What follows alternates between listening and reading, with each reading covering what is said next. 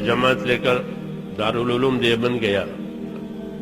عرب حضرات کی جماعت تھی میرے ساتھ. مفتی محمد الحسن گنگوہی رحمۃ اللہ علیہ حیات تھے صدر مفتی. ہمارے حلقے میں آئے, عربوں سے ملاقاتیں کی, پھر بات شروع کی. پہلی بات یہی کی جو میں کہہ رہا ہوں, الدین کلہ ادب. یہاں سے بات شروع ہوئی. مفتی صاحب نے, دین سارا کا سارا ادب کرنے کا نام ہے. ہمارے دین میں بے ادبی کی کوئی جگہ ہی نہیں ہے. وضو استنجے کے بھی آداب ہیں, وضو استنجے کے بھی آداب ہیں ہمارے یہاں. اللہ کا ادب, اس کے رسول کا ادب, اس کی کتاب کا ادب, مجلس کا ادب, مسجد کا ادب. اس لیے مفتی صاحب نے فرمایا کہ الدین کلہ ادب. بڑی فائدے کی بات ملی. علماء کی صحبت, علماء سے فائدہ اٹھانا, ان کے علوم سے, ان کے عمل سے ایسا نفع ملتا ہے جیسا زمین کو پانی سے نفع ملتا ہے. ہاں, کیونکہ علم تو وہی بتائیں گے اور عمل بھی وہی بتائیں گے. کتاب پڑھ لو تو علم ضرور آئے گا, لیکن عمل کی جگہ خالی رہے گی. اس لیے اللہ کتاب بھی اتارتے ہیں اور رسول بھی بھیجتے ہیں, دونوں. کہ خالی کتاب ہی نہیں کہ معلومات ہو جائیں, لٹریچر ہو جائیں, ٹھیک ہے, اس کے ساتھ عمل کی شکل ہونی چاہیے. تو عمل کی شکل, اس کے لیے اللہ تعالیٰ آدمی بھیجتے ہیں اپنا رسول. وہ ہمارا ہی آدمی ہوتا ہے, بنی آدم میں سے ہے. وہ عمل کی شکل تیار کرتا ہے کہ دیکھو یہ حکم ہے, اس کا عمل یہ ہے, اس کے حکم ہے, اس کا عمل یہ ہے. ایک کتاب, ایک انسان, اس کو کہتے ہیں اتباع. وحی کا اتباع کرو. یہ کیسے؟ کہ رسول کی تابعداری سے. رسول بتائیں گے آداب کیا ہے, احکام کیا ہے, منع کیا ہے, صحیح کیا ہے. تو دین ہمارا سارا ادب کرنے کا نام ہے. اور ادب کے معنی تکلفات نہیں ہے جیسے آج کل تکلفات ہو گئے. تکلفات کا نام ادب. شکر کے بیٹھ جائیں گے, شکر کے کھڑے ہو جائیں گے. ہاں, اس کو تکلفات کہتے ہیں. ادب تو تعظیم کرنے کا نام ہے, حکم کی تعظیم. عبداللہ بن مسعود مسجد میں داخل ہو رہے تھے, دروازے پر پہنچے. حضور صلی اللہ علیہ وسلم ممبر پر تھے. ممبر سے فرمایا اجلسو, بیٹھ جائیے. دروازے پر پہنچے تھے اور بیٹھ جائیے کان میں پڑا, وہیں بیٹھ گئے. کیوں؟ کہ حکم ہو گیا بیٹھ جائیے, اب چلنے کی جگہ نہیں ہے. دروازے پر بیٹھ گئے. حکم کی تعظیم ہے یہ. حضور صلی اللہ علیہ وسلم دیکھا کہ آدمی دروازے پر بیٹھ گیا ہے میری بات سن کر, تو آپ نے بلا لیا, عبداللہ آگے آ جاؤ. تو آگے آئے. حکم کی تعظیم. اور اس سے آگے ایک دفعہ ایسے ہی ممبر پر بیٹھ کے فرمایا بیٹھ جائیے. تو عبداللہ ابن رواحہ قریب کے محلے میں تھے.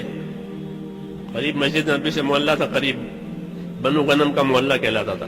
مسجد کی دیواریں چھوٹی چھوٹی تھی, آواز باہر جاتی تھی. تو انہوں نے محلے میں آواز سنی, بیٹھ جائیے. وہیں بیٹھ گئے. وہیں بیٹھ گئے. کیا بات ہوئی؟ کہ حکم آیا بیٹھ جائیے. اللہ کے حکموں کی تعظیم اور تعظیم سے اس پر عمل کرنا. تو وہیں بیٹھ گئے. لوگوں نے حضور سے عرض کیا کہ عبداللہ ابن رواحہ بنو غنم میں تھے, آپ کی آواز سن کر وہیں بیٹھ گئے. آپ نے خوش ہو کر کے ان کو دعا دی کہ اللہ تعالیٰ ان کی اطاعت کی رغبت اور زیادہ کرے،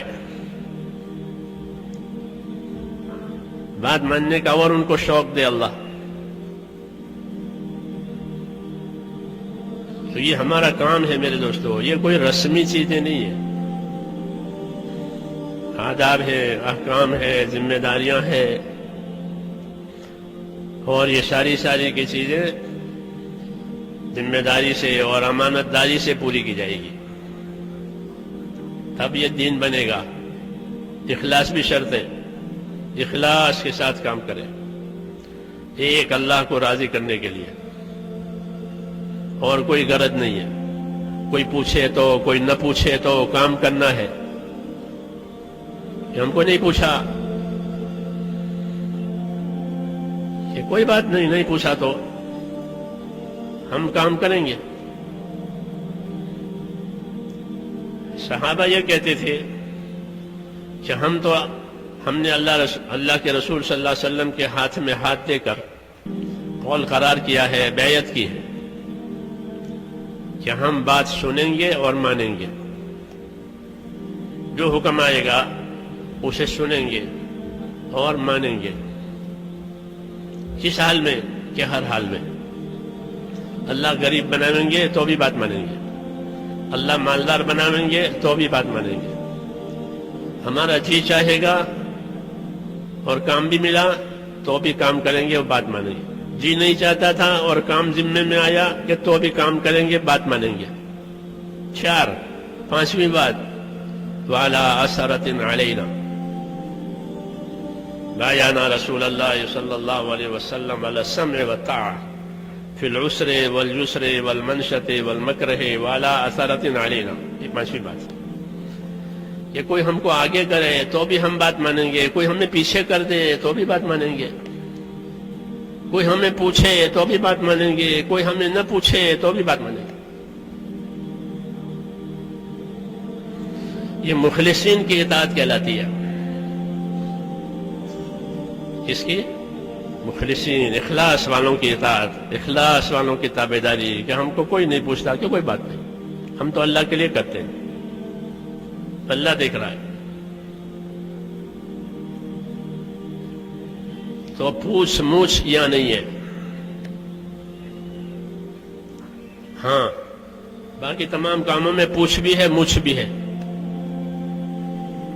جی ہاں، اس کو خوب یاد رکھیں کہ پوچھ نہیں پیچھے اور موچھ بھی نہیں. جی ہاں، یہ سب کو سننے کے بعد یہ کام تو صرف اللہ کو راضی کرنے کے لیے کرنا ہے. کہ حضور نے فرمایا کہ وہی قبول ہوگا جو خالص اللہ کے لیے کیا گیا ہوگا.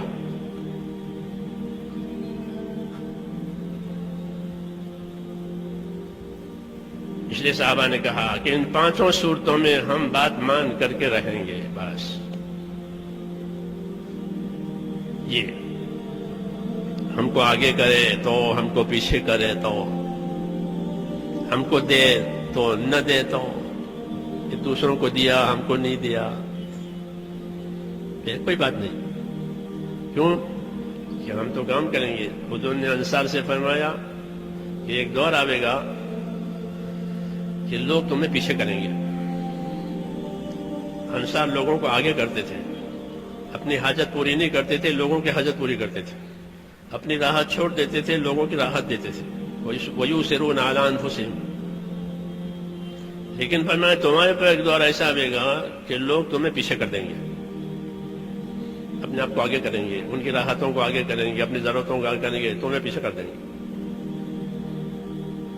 تو تمہیں کیا کرنا چاہیے؟ فرمایا تمہیں کچھ نہیں کرنا چاہیے، تمہیں صبر کرنا چاہیے. تم صبر کرنا، ایسے دور میں تم صبر کرنا کہ نصرت تم نے کی ہے، ساتھ تم نے دیا ہے، قربانیاں تم نے دی ہے، راستہ تم نے بنایا ہے، سب کو آسرا تم نے دیا ہے، اس کے باوجود لوگ تمہیں پیچھے کریں گے. ایسا دور آئے گا. یہ ہم کام کرنے والوں کی بات ہے. تم کیا کرو گے کہ ان سے لڑنا نہیں ہے، ان سے جھگڑنا نہیں ہے، ان کو شکایت نہیں کرنی ہے، بلکہ تم صبر کرنا، اور تمہارا بدلہ میں حوض کوثر پر اللہ سے قیامت میں دلوا دوں گا. یہ فرمایا کہ تمہارا بدلہ جو ہے وہ حوض کوثر پر اللہ تعالیٰ سے تم کو میں دلا دوں گا.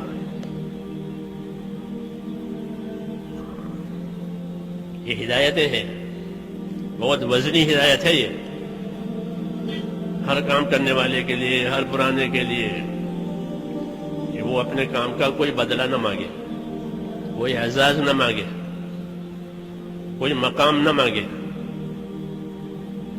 جو کچھ مانگے وہ کس سے مانگے؟ اللہ سے مانگے. یہ اس کے خلوص کی دلیل ہے،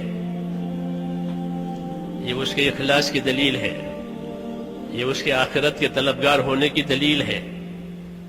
یہ آخرت چاہ رہے تھے.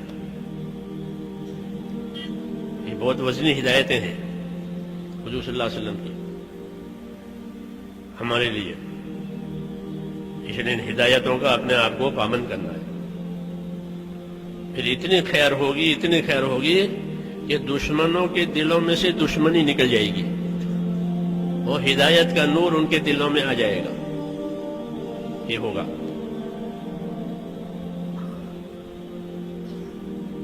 کیونکہ یہ کام ہے ہی صبر آزما، صبر کرنے کا کام ہے. یہ شوق پورا کرنے کا کام نہیں ہے.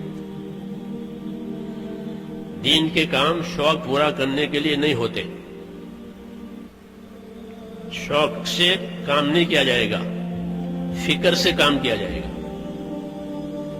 جیسے قرضدار کو قرض کی فکر ہوتی ہے، میرا قرضہ ہے، مجھے دینا ہے، تاریخ آ گئی ہے، وہ فکر مند ہو جاتا ہے. اس کو نیند نہیں آتی، اس کو نیند نہیں آتی. فکر ہے، بوجھ ہے. ایسے ہی دین کے کام، اس کا سہم، اس کا بوجھ ہونا چاہیے. یہ شوق پورا کرنے کا کام یا نمائش کا کام نہیں ہے. اسے نمائش کے طور پر نہیں کرنا ہے، اپنے آپ کو نمایاں بنانے کے لیے بھی نہیں کرنا ہے. اگر نمایاں بنو گے تو پھر اللہ کے ہاں کوئی قیمت نہیں ہے. وَمَنْ أُشِيرَ إِلَيْهِ بِالْأَصَابِعِ فَلَا تَعُدُّهُ شَيْئًا، کہ جس کی طرف انگلیوں سے اشارہ کیا یہ فلاں صاحب ہے، فلاں صاحب ہے، کہ اسے کچھ مت سمجھو، اسے کچھ مت سمجھو. شہرت پائیے، شہرت کا کام نہیں ہے، صلاحیت کا کام ہے. اپنی قابلیت کو دین پر لگانا ہے تاکہ اللہ مقبول بناوے. قابل بہت ہے، مقبول تھوڑے ہیں. قابل بہت لوگ ہیں دنیا میں، لیکن مقبول شاذ، مقبول تھوڑے. تو ہمیں تو مقبول بننا ہے. اس لیے دین کے کام کے شوق سے نہیں کیے جائیں گے. یہ بیان کرنے کا شوق ہے، یہ شوق کا بیان نہیں ہوتا. امت کی خیر خواہی کا بیان ہوتا ہے. امت کو دین سمجھانا ہے، شوق نہیں پورا کرنا ہے. امانت ہے کہ امت کو دین سمجھاؤ، امت کو دین سکھاؤ. وہ لائنیں دوسری ہیں جس میں شوق پورے کیے جاتے ہیں، جن میں اپنے آپ کو نمایاں کیا جاتا ہے. وہ لائنیں دوسری ہے، وہ دنیا میں ہے. ہمارے ہاں تو دین کے کاموں میں کہ اخفاء بہتر ہے اظہار سے. چپ کے صدقہ کرے، چپ کے صدقہ کرے، سیدھے ہاتھ سے صدقہ کرے اور دوسرے ہاتھ کو خبر نہ پڑے. یہ صدقہ ظاہری صدقے سے افضل ہے.